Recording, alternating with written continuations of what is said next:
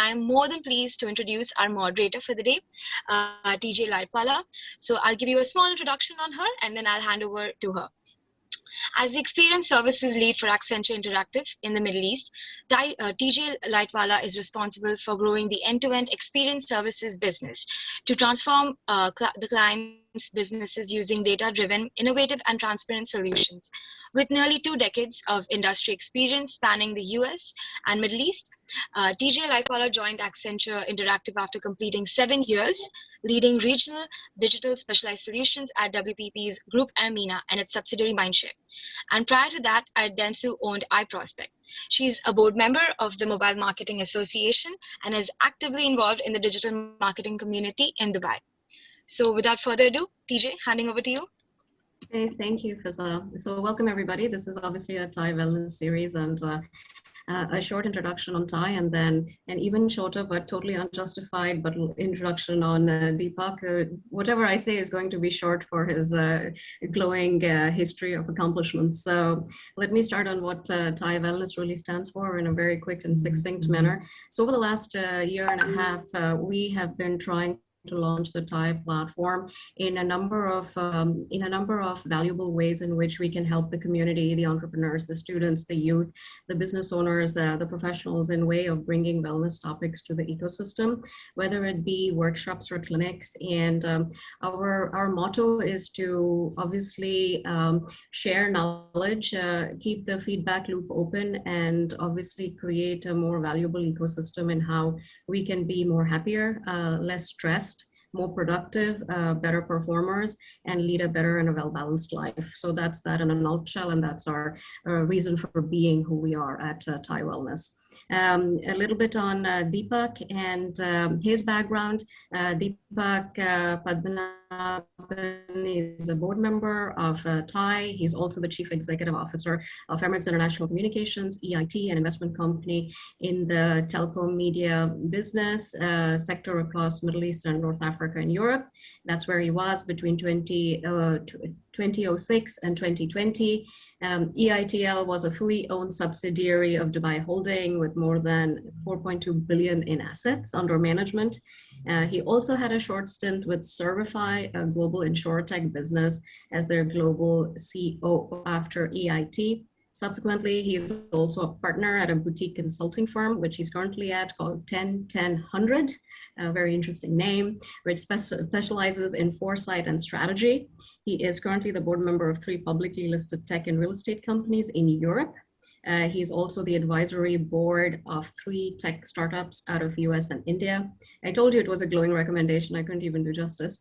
But continuing, he was also the chairman of the boards of FourthNet, a leading broadband operator in Greece, and Go PLC, Malta's first quadruple play operator, and Malta's Property, a commercial real estate and asset management company. Today, however, he brings us a passion project and a passion topic, which is a crowdsourced grouping of all of the different interesting concepts, frameworks, and theories of happiness, and sheds more light on the practical nature of how we can create happy entrepreneurs in the ecosystem. So the next 45 to 50 minutes is going to be a combination of interactive workshop content, and we're going to go into deeper concepts of the theories of happiness from the leading gurus in this space. Over to you, Deepak. Hey, thank you, TJ. Thank you very much for that. The objective of this session is quite obvious, and the subject also seems obvious.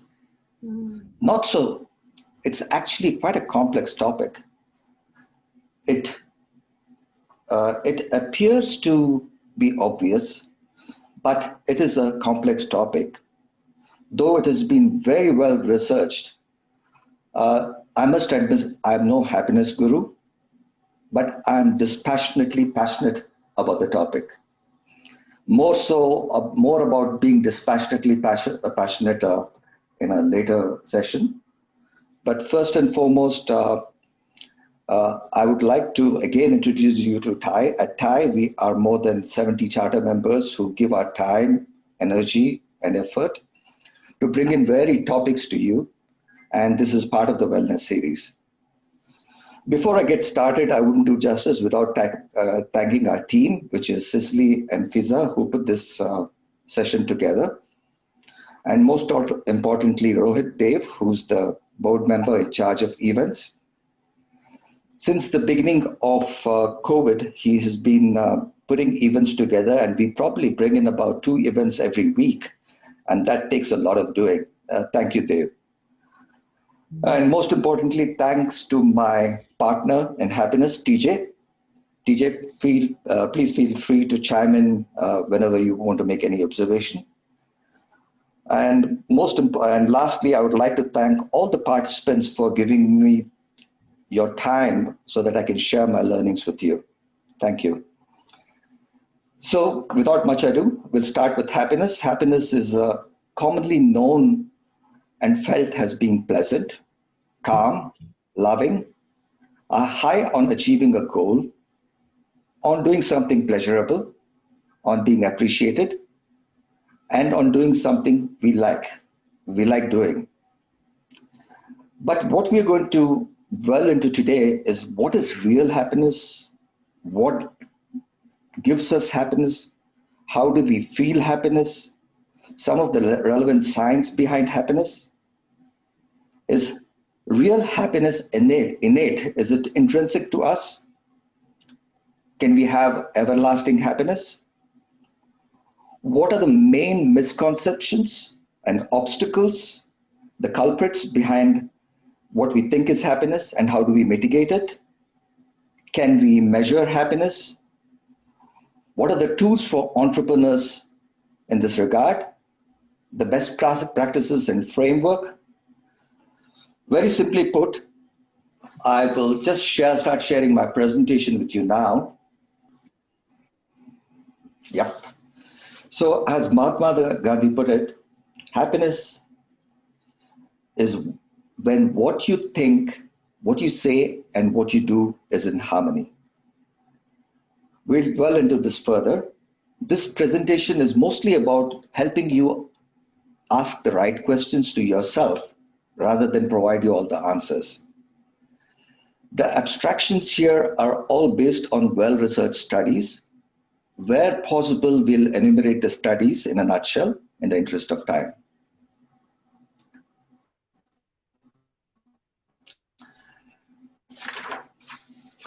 As you all know, this is curated content from teachers, authors, writers, researchers. We're touching on essentially 4 disciplines: psychology, philosophy, metaphysics, and science. Of course, there are n number of self-help books on this topic. The YouTube is full of talks on happiness. It takes a while to curate this content. So what we have tried to do here is to bring you a happiness pill. Given the fact that our entrepreneurs are very stretched for time and resources, this happiness pill should give you a synopsis of a lot of these topics. However, there's a condition. This happiness pill is like the Pfizer pill, a Pfizer vaccine. It comes in 2 doses, one today and one week later. So for maximum efficacy, I request you also to tune in next week as well. We start off the session with an introduction to positive psychology. As you know, one of the pioneers in positive psychology was Martin Seligman. Until the 1990s, psychology was mostly related to the study of illness. Then came Martin Seligman and others who turned it around to the study of wellness, and that's called positive psychology. Given that most of our desires are mainly driven by greed and fear, to understand true happiness, we need to go into this aspect of positive psychology. We are familiar with happiness through spirituality and religion, whereas spirituality and religion looks at transcendence of suffering. Positive psychology is about everlasting abundance. It all depends on how you define and frame your happiness. Martin Seligman came up with a happiness formula, which was a function of M, E, and P. meaning a function of meaning, engagement, and pleasure. We'll immediately delve into pleasure, but the rest of the presentation would tap into meaning and engagement. What are the effects of happiness? One, it's very well known that it increases mortality, in the sense you have a longer life. We know that people who are happy in a young age live to be longer. It definitely increases productivity at the workplace. One becomes more sociable and having loving and connections in life. And one of this, the connections is a critical part of happiness, which we will dwell into again.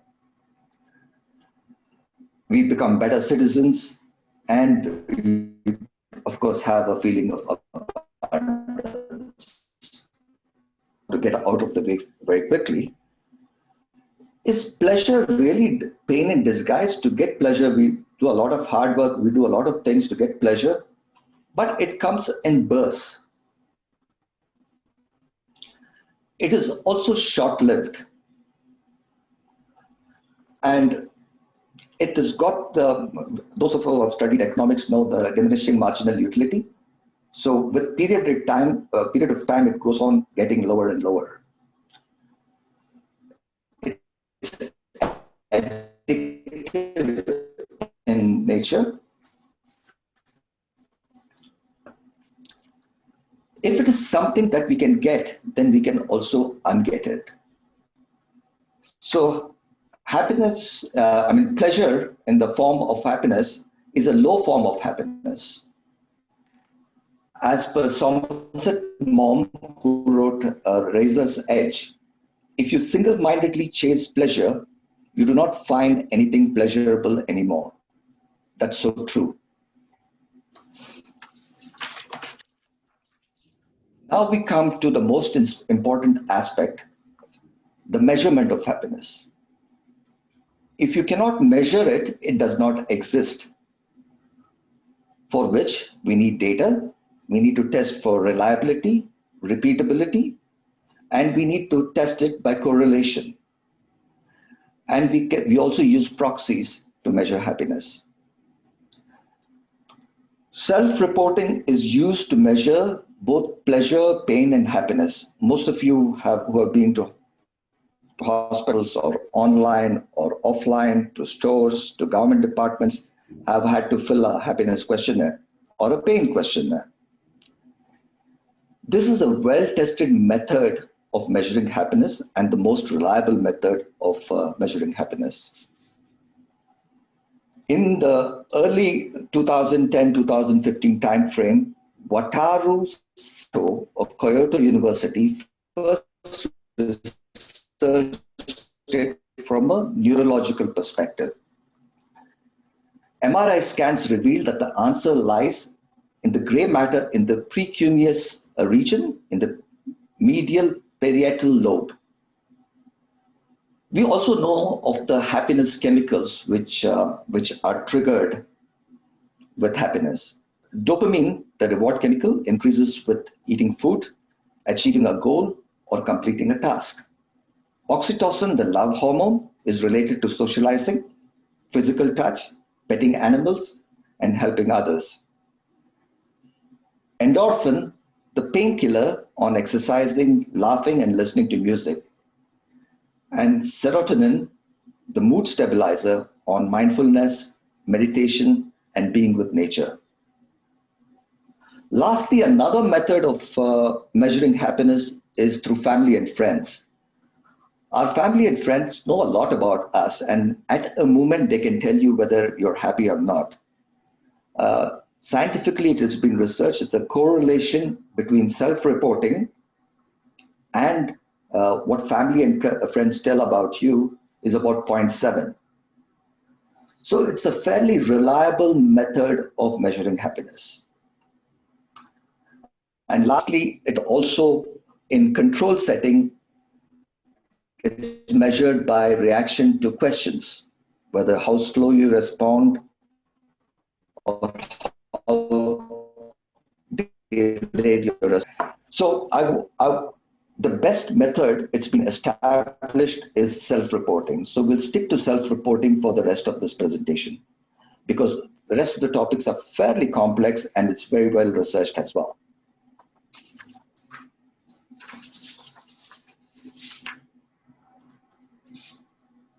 Happiness is a science. So we need to get into some of the fundamentals of the science. We will not cover it exhaustively, but we'll cover it to a certain extent. The first we come to process and outcomes. Professor Srikumar Rao, a leading consultant on leadership and happiness, says that we devote our entire lifetime in the quest of happiness, be it for jobs, family, children, house, holidays. He asks,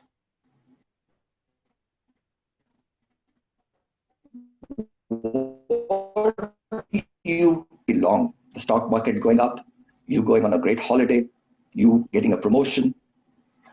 But we know that anything we get, we can unget. So where does that leave us? He says there is nothing that you can get, do, or be can make you truly happy. In fact, happiness is hardwired into you. It's part of your DNA. So sometimes, why do we say life sucks? That's because of our conditioning and learnings, and that's to blame. We have created a mental model. We all have mental models for everything, whether to pick the right movie, whether to go to a restaurant, whether to go on a holiday, and the list goes on. Unfortunately, we don't know that we have mental models for everything, and we invest in these mental models. When it comes to happiness, the model is get something, do something, be happy. It's called the if-then model. I have money, I travel to exotic places, and I'm happy. If only I was married, I would be happy. If my wife would leave me, I would be happy. Depends on what you're focusing on now. Just look back 10 years ago. If you thought something made you happy, how do you feel about it now? Do you still feel happy about it? Have you taken it for granted?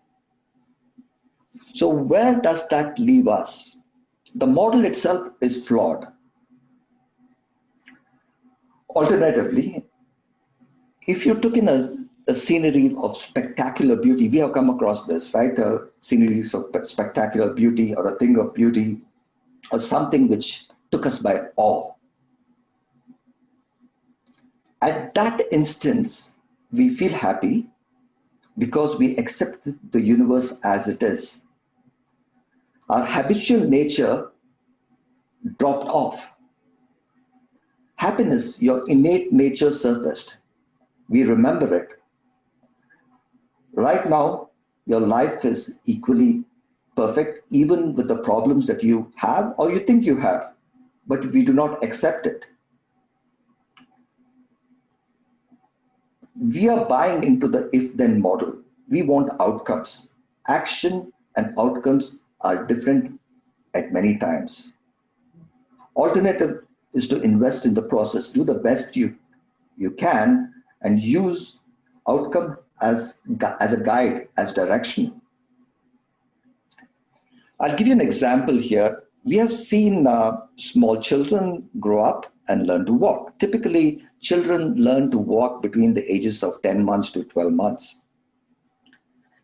And every time a child tries to learn to walk, he falls multiple times. And he cries and again tries to walk again. The mother encourages him to walk and the child tries to walk again. What if every time the child fell, it thought it was a failure? What if the mother, every time the child fell and it started crying, thought that she should take him or her to a counselor? The child here, you see, is focusing on the process and not on the outcome. Within a period of 48 hours from the first time the child tries to walk, they learn to walk. As we grow up, we lose this ability.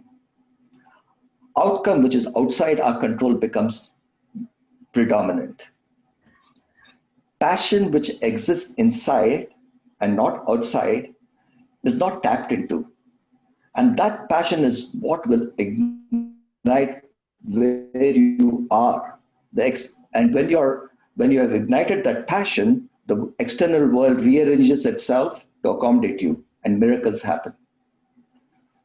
So the point I'm making here is we have to focus on process and not on outcomes.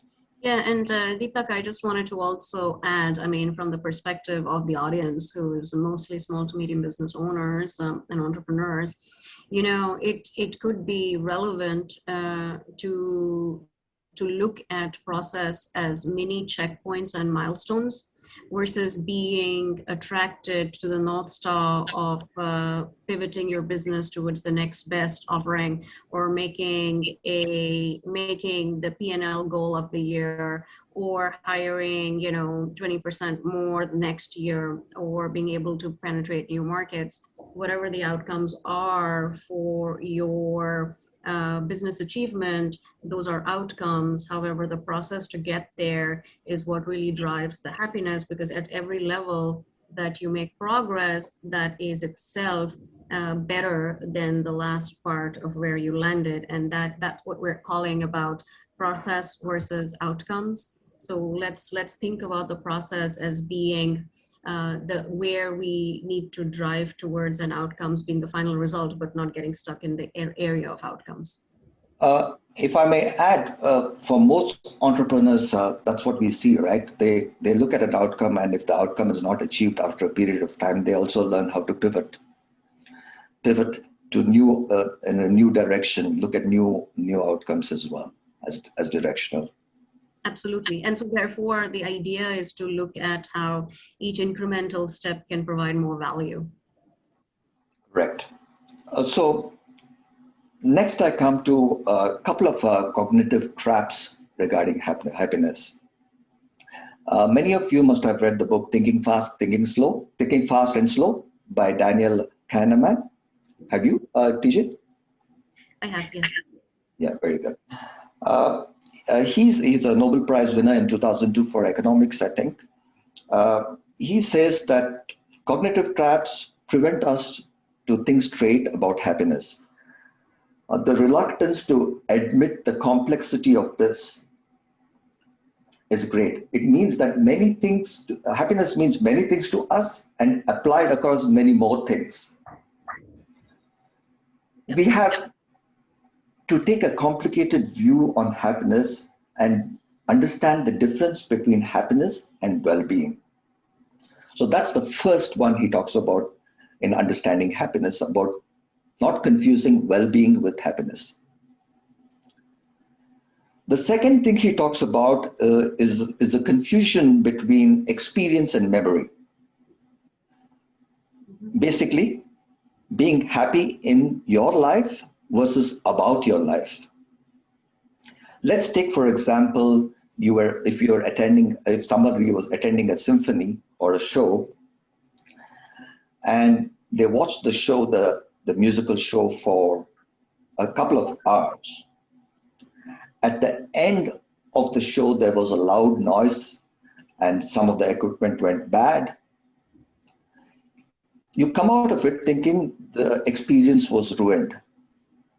Actually, the person who was attending the show had experienced the whole show. He was happy, but he looked at the end and he concluded that the show was ruined. So there is a difference between the experienced self, which is the now and lives in the present, and the remembering self. The remembering self is a storyteller and keeps scores. Memory tells us stories, and what we get from an experience is a story. What we remember are significant moments and endings. We actually capture very little of the moments normally in life. Daniel says that there are about 600 million moments in life of 3 seconds each. The second biggest difference is handling of time. A 2-week vacation,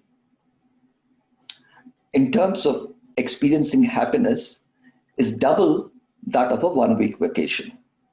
But if you went on a 1-week vacation or a 2-week vacation, the remembering self remembers us only as a 1-week vacation.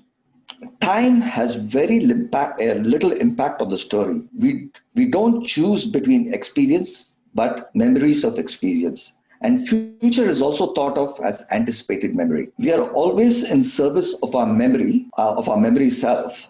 Think of you going on a holiday. Would you go on a holiday without your iPhone, without the camera? How would that be? If you went on a holiday without your iPhone or a camera, you would have just the experiencing self. And of course, you'd make some story. But not so. Like I told you, we are always in service of our memory self. So, two different questions: how happy was the experience, and how happy was the memory of the experience? This is the cognitive trap he's trying to refer to.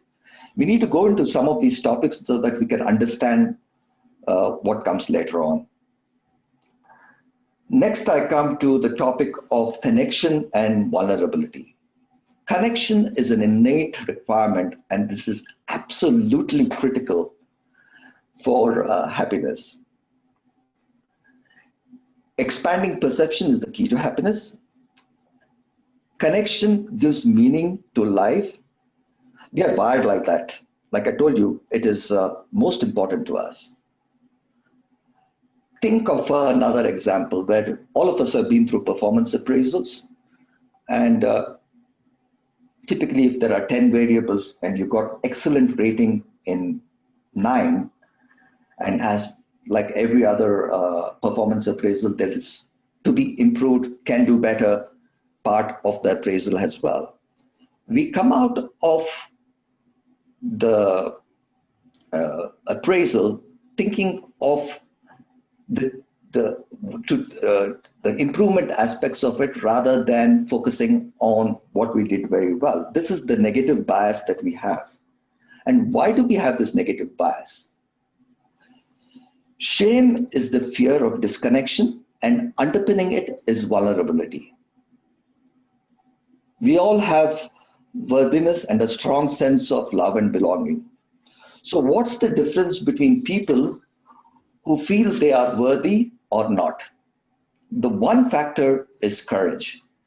Courage is to tell your story with your whole heart, and the courage to be imperfect. Second is the willingness to do something without guarantees, not to control and predict. Hence, accept to be vulnerable and not numb to vulnerability. This gives rise to connections, and connections are the birthplace of love, creativity, harmony, peace, and all the good things.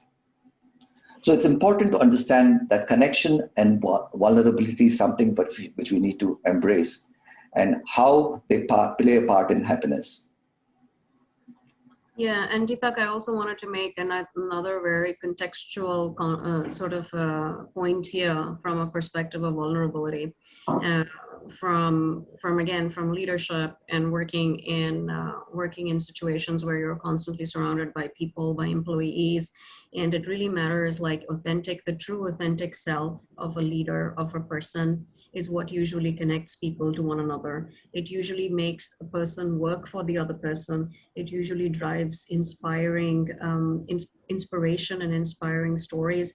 And when you are vulnerable, and when you seek support, and when you talk about the lack of knowing something or a topic that you are not Mr. Know-it-all or Miss Know-it-all, that automatically brings a spirit of authenticity which people magnetize towards. And that is really the basis of what makes people want one another, and the feeling of being needed and the feeling of being in use and valued is what really harmonizes people together from a collective group concept perspective. And I think this is really important, even from a personal life and from a professional life, but I'm also contextualizing it more from a professional workplace dynamics point of view. True, very true. Thanks, DJ. The last one which I want to dwell into, not the last one, the last but one is about synthesized and natural happiness. This is something that we need to understand. Human beings, we have evolved. How have we evolved? We have evolved through the development of the prefrontal cortex of our brain. From the time we were chimpanzees, our brain sizes have probably tripled in size. And this prefrontal cortex gives us the ability to simulate anything before doing it. Animals can't do it. This also helps us to synthesize happiness. We also, as human beings, have a very powerful cognitive immune system to recover from adversity. I'll give you an example. There was an experiment conducted of a person who won a lottery and a person who became paraplegic. This was done across many people. I'm just giving you one example. On winning the lottery, of course, the person was over the moon, and the person on being diagnosed as a paraplegic was devastated. But the unbelievable thing is, 1 year after, when happiness was measured, both their happiness was almost equal. Whereas natural happiness is when we get what we want, synthesized happiness is also when we do not get what we want. I'll give you another example which was conducted in Harvard. Students were given a photography competition project. They were asked to take photographs, and they were asked to select 2 photographs to enter the competition. So they ended up developing it, printing it, enlarging it, framing it. And once they submitted their project, they were told that they could keep one of those pictures. The group was divided into 2. One of the first group was told that they had to make the selection immediately, whereas the second group was told that they can make this selection after a week. And even after the week, they were given a choice to make a change in their selection. Guess what was the result? The first group was significantly more happy than the second group. Why is that? When our choices are bounded, we are happy as we manufacture happiness. We learn to accept what we have. If the choices are unbounded, we tend to be less happy, and this leads us to other negative consequences like cheating and lying, etc. So it's important to understand that synthesized happiness is part of us as well.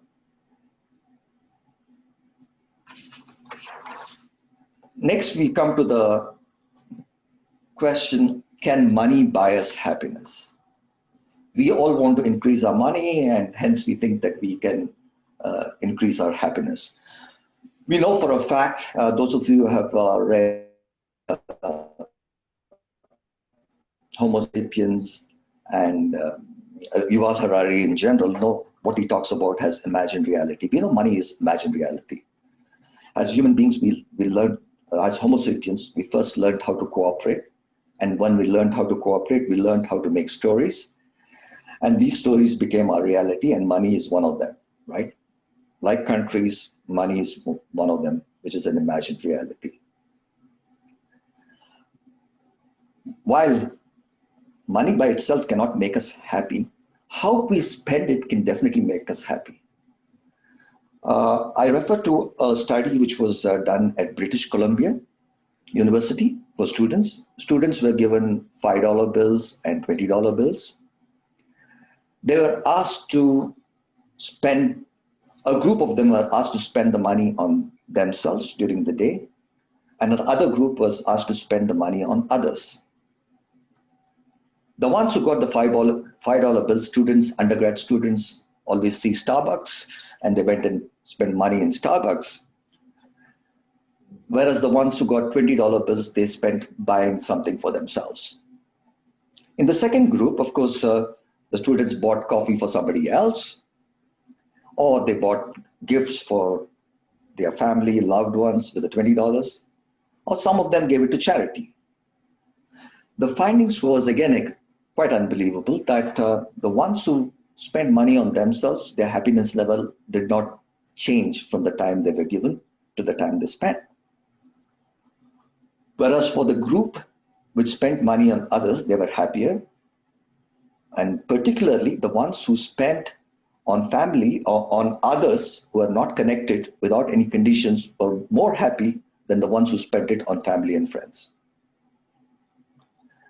So this goes to show that, and this particular result was not accepted. This was not just for Canada, right? Canada being a developed country, maybe people don't care much about money. This study was conducted in 136 countries, and the results were the same across the board. What about in the workplace? Another very quick example of medical reps. Medical reps work in teams. So typically what they do is they doctor products. One group of medical reps were told that they were given money across a period of time, and this was distributed among them, and they could spend it across over a period of time. The other group were told that they have to spend it on the team. Of course, the ones who spent it on the team were more happy than the ones who spent it on themselves. But more importantly, the ones who spent it on the team were also more successful. In another Gallup study, it went to show, how are we doing on time? 31 minutes. Okay. In another Gallup poll, it was shown that in US, this was in US, that after the $60,000 per year earning, the happiness level in people beyond that did not change, whether they earned 60,000, 100,000, 200,000, or 500,000.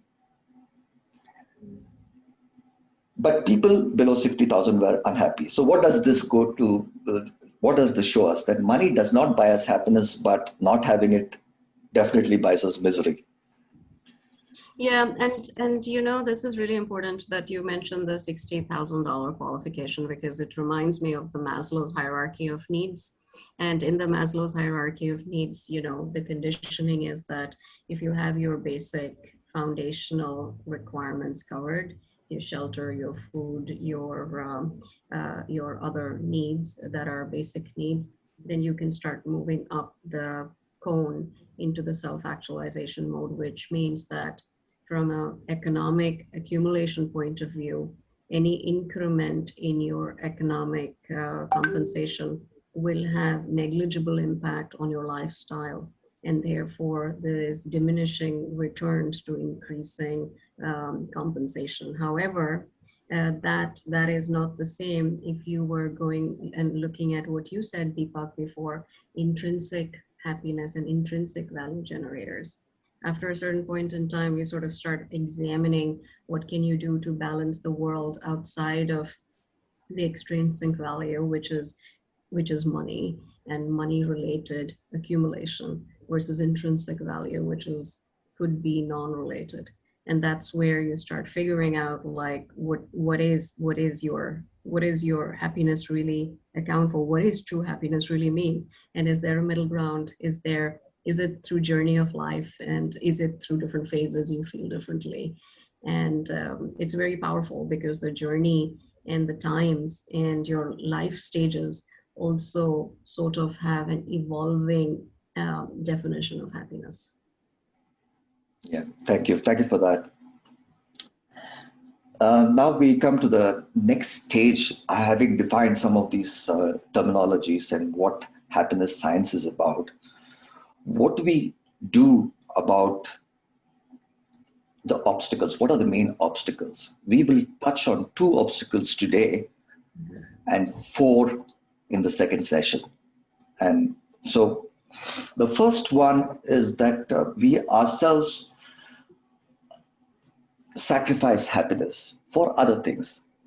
We devalue happiness for other things.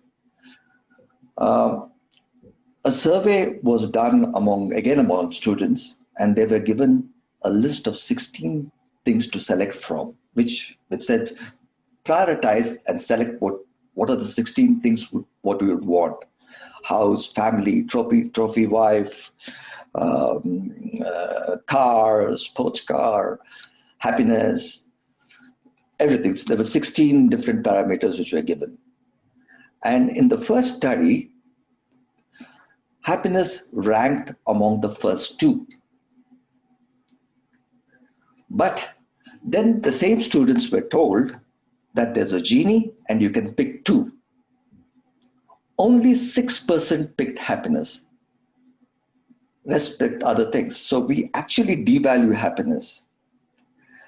I'll talk about a couple of other examples. One was an experiment which was done in a salad bar, where students, these were students too. They were given $10, and they said they were told that their preferences for food was taken up ahead of time, and then they were given $10 to go to the salad bar and pick up food. Almost in the majority of cases, students ended up picking up, apart from corn and lettuce, chicken and avocado and other things which were more valuable, though they did not have a liking for it. So we end up selecting things on value and not necessarily what we like. There was another Harvard experiment which was done where MBA students, when they enrolled, were given a choice of selecting either intrinsically rewarding jobs or extrinsically rewarding jobs. Intrinsically rewarding mean less hours, less pay, more life-work balance. Extrinsically rewarding meaning more stress, long hours, more pay. About 57% of the students selected intrinsically rewarding jobs, and the balance selected extrinsically rewarding jobs. The same students, when they completed their MBA, they were given real-life jobs and with the same parameters, extrinsically rewarding versus intrinsically rewarding. Almost 80% of them picked up extrinsically rewarding jobs. What this goes to say is that we actually do not know what happiness is, and we sacrifice happiness. This is known as the fundamental happiness paradox. We think happiness is status, money, power. We do not know what really we want. We want a medium and not the happiness to the medium to the happiness rather than the happiness itself. So the question is, why do we do this? Why do we end up keep leaving a lot of happiness on the table? Because we make thousands of decisions in our life, and as we make these decisions, we make the wrong choices, and we make the wrong choices, we are leaving a lot of happiness on the table. One of this is because of the fact that because of all the false negative beliefs we have that happiness makes us lazy, happiness makes us selfish, it's not long lasting, we can look vulnerable. The most important thing is that we fail to define it concretely. We are not clear about it. Then there's what is known as medium maximization, which derails the process. And I'll give you an example for medium maximization here. Supposing you went to a shop and you wanted to buy a pair of jeans for $100. You picked up the pair of the $100 jeans, you went to the counter, and the cashier tells you, this is, you buy one, you get one free for $100.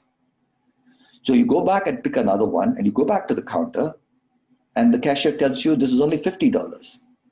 Almost, I'm sure 80% of us or 90% of us will go back and pick up a $100 jeans, though we had liked the $50 jeans. This is called medium maximization. And this is what derails the process. So how do we overcome this particular misconception? One way to do it is by making sure what we understand as happiness is clear and we prioritize it. We have to consciously prioritize it, but not pursue it. Not obsessively pursue it, but prioritize and know what we want. So to know what we want, we have to disregard a couple of things. One is, we know that it's not sensory perception. we know it is not being superior to others. I'm coming to the next point, superior to others, which we'll go into in some level of detail by what is known as virtue signaling or self-serving bias. We'll go into the detail. But focusing on what you said, TJ, that it's authentic pride, mastery of something, and not hubristic pride. Something which gives us love, connection with people and the activity itself, and something which gives us a feeling of abundance. So, which brings me to the second topic, which is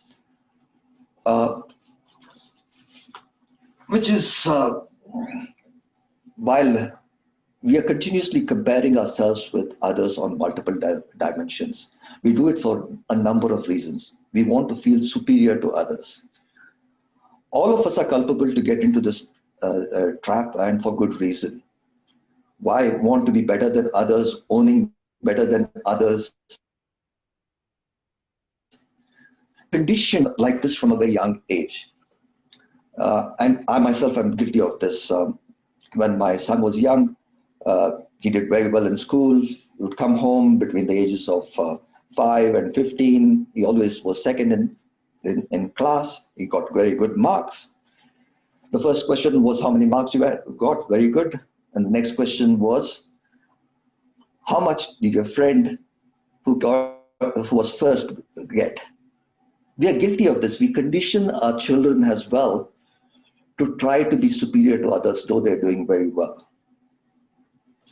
We begin to respect ourselves more and pat ourselves on the back by comparing to others.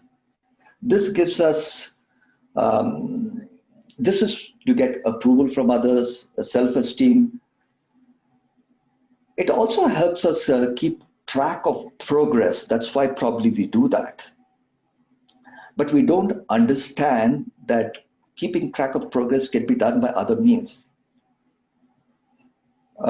For example, if you go to, when I think keeping track of progress, while it's very relevant in the physical realm and not so much in the cognitive realm, if you are a runner and you have to compare yourself with somebody who's a better runner, if you're doing 12 seconds, you compare yourself with somebody who's doing 11 seconds.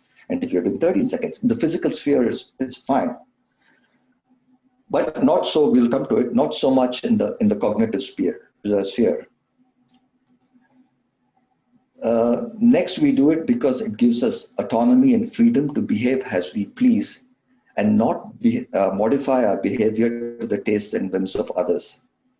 Typically, a boss or a subordinate tells what he thinks like and what he wants to do. They even mock others. But we fail to understand by trying to be superior to others, we break connections. Trying to dominate separates you from people. And connecting to people is an innate requirement which we have said all along. You want to say something here? Yeah, I am just conscious of we have roughly about 5 minutes. I know that we have got about 10 minutes. Okay. The next part is that we cannot have envy and be happy at the same time. In competition, we have seen that if you are, let's say, that you're a singer and you're competing far away, but as the competition comes closer to you, to your country, to your community, to your friends, and this does not lead to happiness. Why do we do that? Because assessing our own progress is difficult.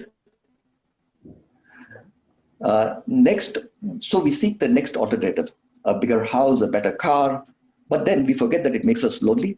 We are never happy with the big house. We want a bigger house. We want a better house. We want more things. And we also start taking things for granted when we feel superior. Not recently, before COVID, I was on a flight and it's only in the last 5-6 years that we have internet connections on flights. And there was this gentleman who was sitting next to me, and the internet connection broke for some reason. He was so abusive with the stewardesses and the crew. So just recently we would have accepted, we think that the world owes us and care less about others, even being disliked by others. So, which brings me to the last part, which is the most important part of today's presentation. Does the need for superiority help us succeed? Do we work harder? Yes, it does motivate us, but does it help us succeed? For example, what if you're doing a presentation? Are you likely to be a better presenter when you have a desire to be the best presenter? It's not so clear. The pressure to make best presentations might come in the way. There was another study which was done. I would go very quickly in the interest of time. This was an MIT study where students were given both physical tasks and cognitive tasks. And they were asked to compete for 3 prizes. One was the lowest prize, one was a mid-level prize, and a higher prize, higher reward. In the physical realm, it worked well. The ones who chose the highest reward actually performed very well. But in the cognitive realm, where it involved tests like puzzles and other cognitive tests, the ones who chose the highest reward actually performed the least. Why is this? Because part of our cognition is occupied by the desire to beat others, and the pressure to be the best may improve motivation, but actually worsen how well you do. Which brings me to the point of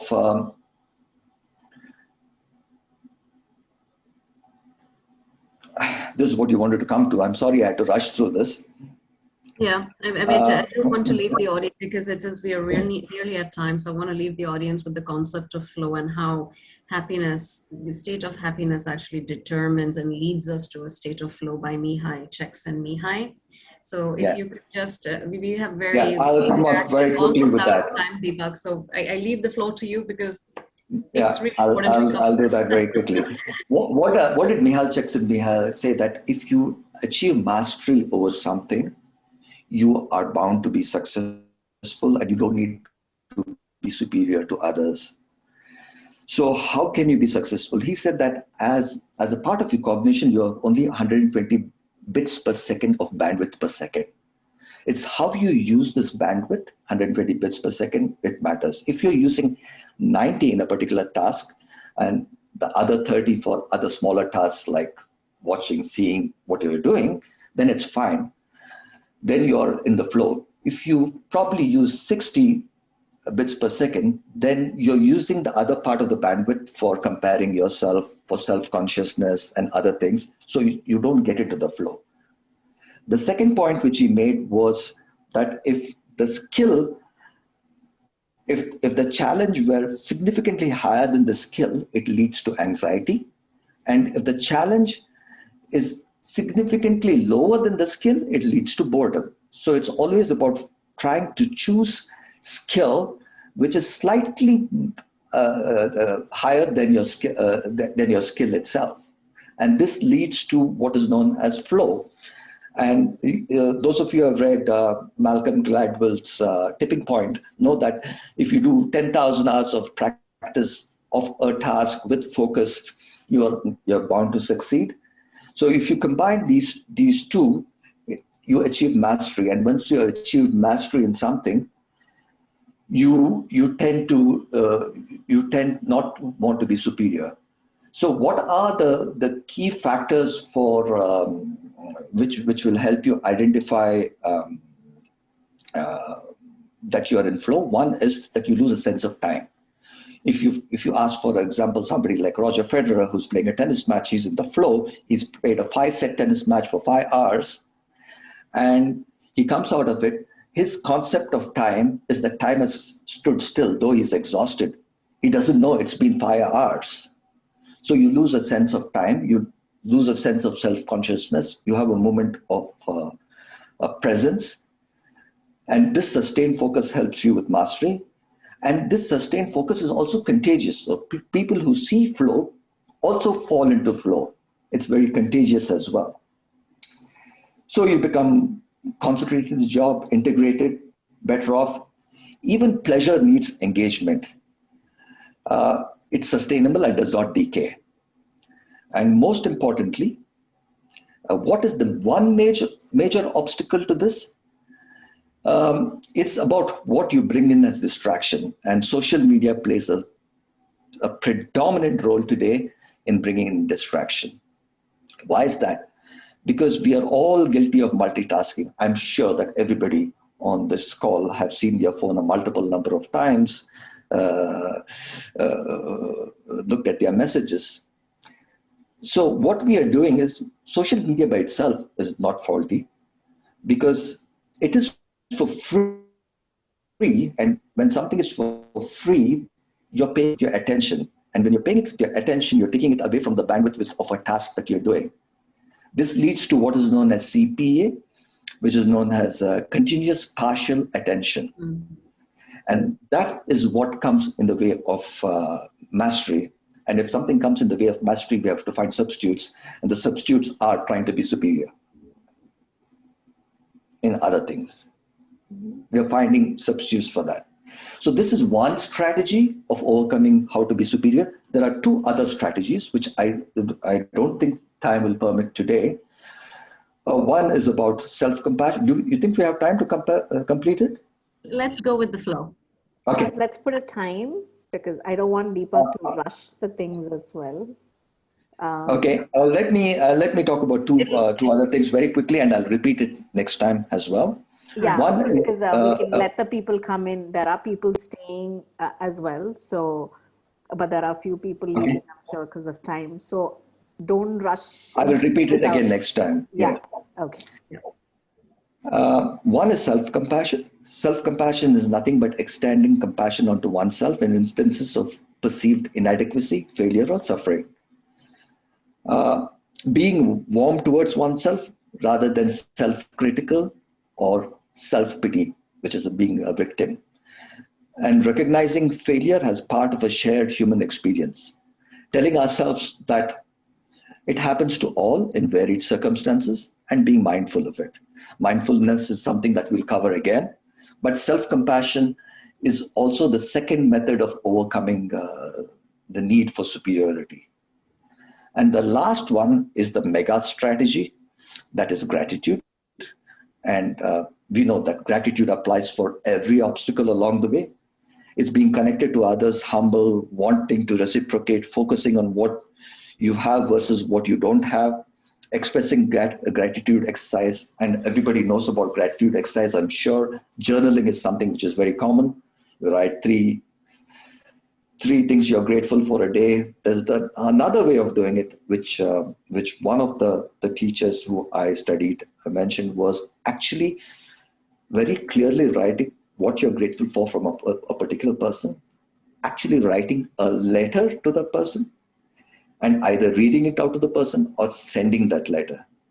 If you make that a habit of acknowledging people, both personally and in public, it leads to inner connectedness, which also helps you to overcome the need for being superior.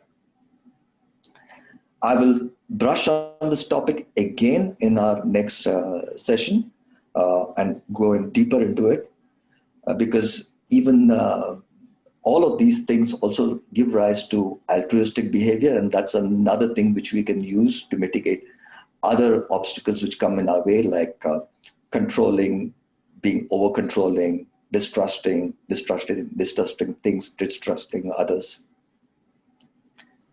So I'm happy to take some questions. We have 5 minutes. Wait, I think some of the questions came in chat. And let me just take a look. Yes, there's one question that was a really interesting one. What is the could you explain the difference again between happiness and well-being? Okay, happiness is truly the feeling of abundance without being dependent on the external world. Very simply put, well-being is that you have food that you want, the house that you want, you are healthy enough. That is well-being. You have the family which is perfect. That's well-being. Happiness is something which is internal, not dependent on the external. What you feel, the feeling of abundance, and that's what we're trying to achieve.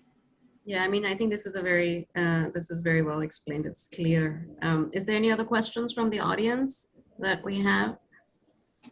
Do we want to ask that question again? Are people really happy? Okay. So coming to this, as I told you that we will deal with the four other obstacles which are there, and we will do an exercise session in mindfulness as well in the next session.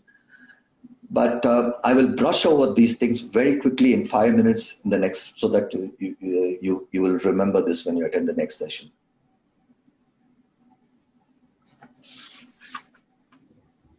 So hope the audience found the session very helpful. It's been so insightful. As I'd shared earlier on, we've covered some very cool concepts on Martin Seligman, on MEP, meaning, engagement, and pleasure, how to break down the perceived goals of materialism connected to happiness, looking for intrinsic happiness as a way of value, and social connectedness really being as a part of it. So just waiting for the answers to populate, and here they are. How happy are you on a scale of 1 to 5, where 1 is the least and 5 is the most happy? We're finding 44% of the participants in the more happier section, which is great. I mean, after learning some interesting ideas and concepts, it's a really good reflection of how the mood is. And will you be joining session 2? That's fantastic reflection of how engaging and insightful and valuable, Deepak, this session has been. I want to be able to thank you particularly for putting this fantastic document together. It's really been very, very interesting for me personally, and I'm from the audience, I'm seeing that this is clearly the way they feel too. We are going to have part 2 of this with Deepak, and as Deepak has mentioned very gracefully, he will refresh in the first segment from this session, and we will move on to the next session, which is also going to be interactive. So definitely join us. We are putting together some exercises to go with session 2, which will combine session 1 and session 2 together. Again, thank you for your time. And we are 10 minutes above the hour, but didn't feel like that at all. Deepak, thank you so much. Thank you, everybody. I look forward to seeing everybody. And look forward to next time. Again, we will be recording this session completely. It is recorded, and the assets will be available on our social channels, on YouTube and on Instagram. Please follow us, like us, share our content, and be a participant in our future content as well. Thank you. Bye-bye. Bye-bye. See you next month.